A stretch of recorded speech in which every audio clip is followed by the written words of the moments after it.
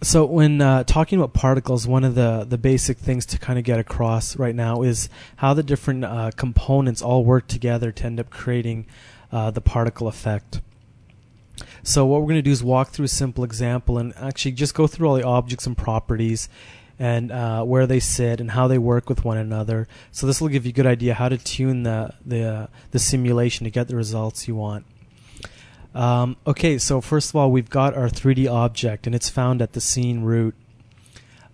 When we apply a particle cloud, we'll also get the cloud found at the scene root.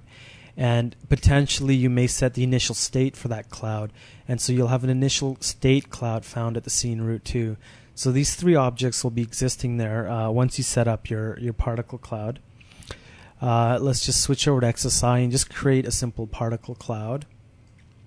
So particles from selection. So right away, a few things were done. You can see this cloud object got created, and we have this wireframe icon in the viewports, and that's simply for selecting the cloud quickly if you don't have an Explorer open. And if we play that back, we have our particles obviously emitting off our grid. So sometimes the user wants to set an initial state. And what the initial state means is basically we want to define what the state of the particles will be in at the beginning of the simulation. So say at this frame, we want the particles to actually start the simulation looking just like this. So we just can go modify particles, set initial state. And what we've done is now, if we rewind back to the beginning of the simulation and play back, you'll see the particles start from that exact position and continue from there.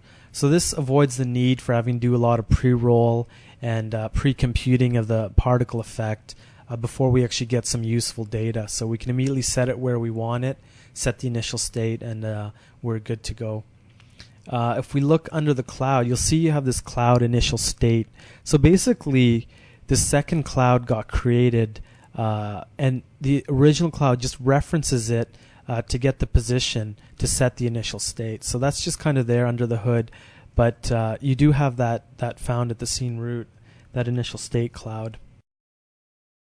So the next thing to notice is we get an emission property created on the object we selected to create the particles from. So if we look under the grid, we've got this grid emission property, and if we open that up, basically from here we can control how that object emits particles, that specific object in question. So for example, anytime we select this object as a new emitter for another, say, particle cloud or particle type, it will always look at that emission property to determine how to emit those particles. And this emission property is independent of any cloud as well. So we can actually just go and delete the cloud, and you see the emission property remains there. And next time we apply a cloud or select this object as an emitter, it will look at that emission property to determine how to emit the particles. So through scripting or something, you can quickly add an emission property to all your objects without actually creating a cloud, and just set how everything's going to emit the particles. On the other side over here, we have the PType, and that actually doesn't fit under the scene root. It basically sits under the project or application. So if we go over to our application view and look under the scene folder, you'll see you have the scene root there, and then as a separate folder you have a PType folder. And if you look under the PType folder, you see you have all the P-types listed in your scene. And the way you want to really look at P-types, it's basically the actual particles in the scene, the particles you actually animate and move around and that you render. So for example, say you want to do an explosion effect. You would have a P-type to create the movement and look of, say, fire. Another P-type would create the black smoke. And then a third would perhaps create the soot or another kind of effect. And so it's all these three different P-types working together that ends up creating the overall explosion effect.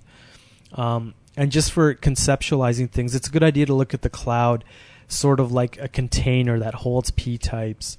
So for example, the cloud could kind of be, you could see it as the whole explosion effect, and all the P-types kind of fit inside and work together to actually create the explosion look. So there's some more stuff that works with P-types. We can actually create events, and those events can emit new p-types or the same p-types. We'll actually get into that loop a little more. But suffice to say, p-types can trigger events that can cause basically other things to happen in the scene. The p-type is also where you work at the render tree level on the shaders. So if we inspect the cloud in render tree, you'll see when we inspect the cloud, we basically have this particle renderer, and here we just set kind of global BSP options for the entire cloud.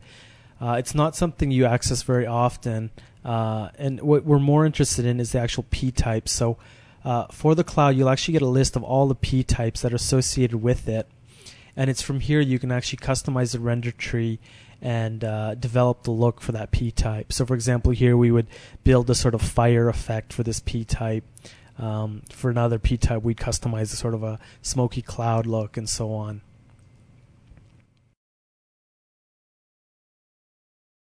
So all these different objects we discussed and properties all feed into the particle operator, and it's actually the particle operator that's responsible for updating the scene data, basically creating the simulation. So it creates new particles in the scene, calculates the collisions, updates the movement of particles. So it basically synchronizes everything. So everything comes into the particle operator and then out of the particle operator to the cloud to actually update everything. So you have that kind of loop happening there. So if we actually just look under the particle cloud, you see we have the particle operator listed there. And if we access that, you'll see on the particle operator, there's basically some global options for the simulation. So when we start, the duration, where we actually output the cache files, and some of the sampling options for the actual collision accuracy. So this is really kind of, you don't actually work with a lot in terms of the art side of things, but it's kind of the engine that drives everything for your particles. A couple other things to note underneath the particle cloud, you'll see you'll have clusters created, and under the cluster you'll have the p-types list. So these clusters are basically just for easily selecting the particles that belong to that p-type. So it's a quick way to access. It doesn't mean the p-type actually belongs to the cloud, because that's not the case. It's actually found under the project as we just saw, but it's more for a selection mechanism. And you've got the p-types listed here as well that are associated with the cloud. So that's a quick overview of the general components and mechanism of particles. Let's look a little more specifically at the p-type event cycle.